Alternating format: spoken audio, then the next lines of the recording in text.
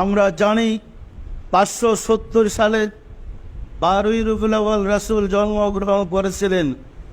হয়েছে আরবের মক্কা নগরীতে তিনি আবির্ভূত হয়েছিলেন।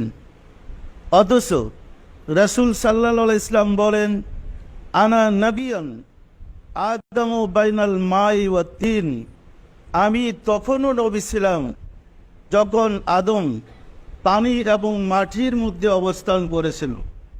অর্থাৎ যখন আদমের জন্ম হয় নাই তখনও রাসূল নবী ছিলেন। বিশ্বাস হয়?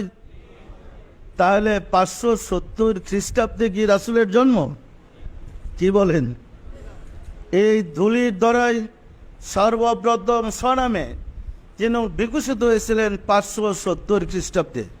তার আগে 390 বছর, মতান্তরে 360 বছর, মতান্তরে 340 বছর গন্ধম খাবার অপরাধে আদম আলাইহিসসালাম যে বেহেশত থেকে বিতাড়িত হয়েছিলেন, 390 বছর কান্নার পরে হযরত রাসূল পাক সাল্লাল্লাহু আলাইহি ইসলামের ইজ্জতের খাতিরে উসিলার বরকতে আল্লাহ আদি পিতা বাবা আদম আলাইহিসসালামকে ক্ষমা করে দিয়েছিলেন। সত্য না মিথ্যা বলেন? তখন কি রাসূল জন্ম হয়েছিলেন?